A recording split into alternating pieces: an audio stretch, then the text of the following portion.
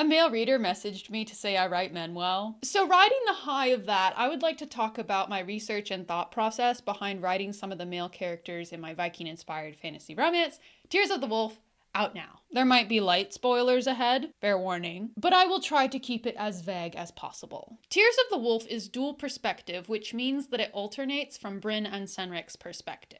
To build this world in Tears of the Wolf, I did a lot of research into the historical Vikings and Anglo-Saxons, and the thing that kept coming up again and again about Viking men in particular was honor. The Vikings, like most agricultural societies, had a culture of honor. So, honor was very important. Reputation was very important. Being respected by your peers, very important. Like I mentioned, this is a very common feature of agricultural or farming societies. So societies where you are living off of the food that you raise yourself. Cultures of honor tend to be especially common in pastoral societies where you have flocks and herds that you move around in different pastures, and as a result, you encounter a lot of other people and their flocks and herds. So like if you're a shepherd and your peers don't respect you, there's not a lot stopping them from stealing your sheep, chasing you out of the good grazing lands, keeping you away from the good water sources. Lack of honor from your peers is therefore a direct threat to your farm animals,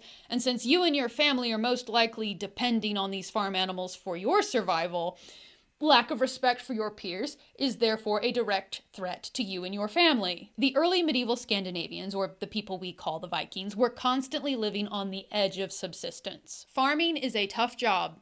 Pre-industrial farming was worse. Pre-industrial farming that far north was way worse. It was very, very easy to starve to death in that environment. So the stakes were higher, and as a result, this culture of honor became more pronounced. Agriculture is believed to have been what led to the establishment of patriarchy when male labor became such a big commodity. Which is not to say that women didn't participate in agriculture, they always have. It's just that able-bodied males became central to the success of the community. All these different factors combined in Scandinavia. So you have an agricultural society relying heavily on the labor of men, just scraping by in this harsh climate, where being respected by other men is literally a matter of life and death. And you end up with this situation where men spend a lot of time thinking about what other men think of them. This leads to a lot of strict rules around respect, and an expectation of violence when those rules are breached. A lot of people do point out that most of the Vikings were farmers, not warriors, which is true. Even most Viking raiders would have been farmers for 90% of the year. They just do 1, maybe 2 raids over summer. But ironically,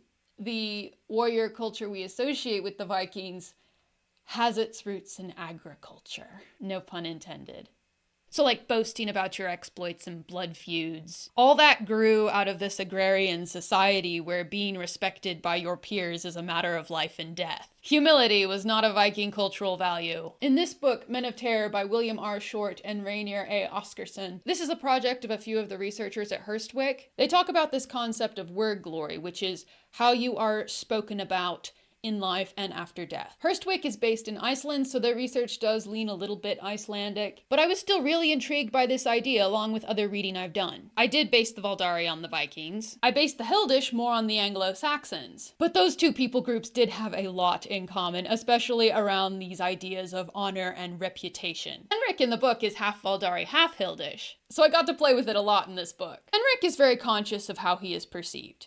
He's a little bit insecure, and he doesn't necessarily articulate it, but this culture of honor mindset influences all of his interactions, especially with other men. So we have the character of Edric. He's kind of like Cynric's right-hand man. He and Edric were war buddies. They have a lot of history, but Cynric is an alderman and Edric is a thane. So while they are friends and there is some banter and ribbing back and forth, there are boundaries to it because Cynric is the leader in that dynamic. And Edric knows this. So Edric does give Cynric a hard time about a lot of things, but not usually in public and always within certain parameters. The two of them are very conscious of who is the leader. With Senric's cousin Hroar, it is more a relationship of equals. They are roughly the same status, the same age, and neither is a direct threat to the other. Hroar gets away with doing and saying a lot of things that Edric would not. But there are still boundaries. There are areas where Senric and Hroar do get aggressive with each other when the other one goes too far. Aggression in response to insults, even verbal insults, is very common in cultures of honor. And so that is unfortunately Senric's default reaction with another character, Ulfrith. And the interactions between Senric and Ulfrith is kind of where we see this culture of honor blow up in the story. Ulfrith is much older, about twice Senric's age, so he has seniority, even though Senric technically outranks him. And he represents a lot of things that Senric wants. Ulfrith leads this band of very disciplined young thanes,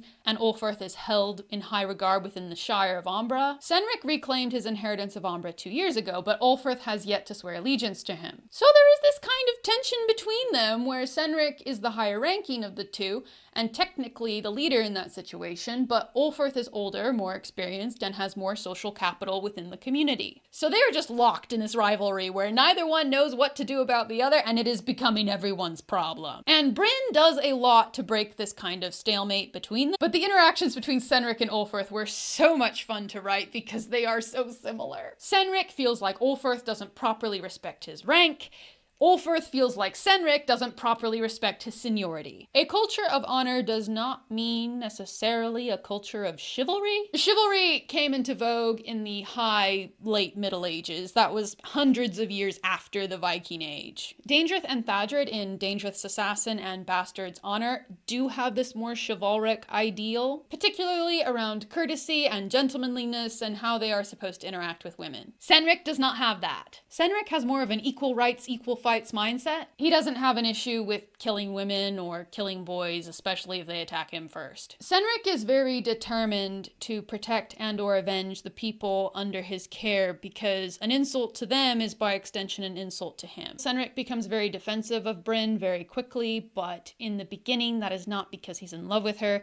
That is because as her husband, he sees that as his job. He sees it as his job to protect the people in his lands who pay tribute to him, and being able to do that is very important to his self-esteem. Senric can be impulsive, aggressive, and violent when he feels like he's being disrespected. Brynn would much rather resolve things non-violently, and this is one major source of conflict between them. But even though I am much more personally aligned with Brynn in her worldview on violence, I wanted to really get inside Senric's head and explore why he is the way he is. There are a lot of criticisms one could make about stereotypical male pride and male aggression. There are a lot. But one thing you learn in anthropology is that everything a culture does solved a problem at one point. Doesn't excuse it, doesn't make it morally good, but there is a reason for it somewhere. 1,000 plus years ago in the Viking Age, the culture of honor served the purpose of upholding social order and protecting the interest of families and individuals. When there is a weak legal system or no legal system,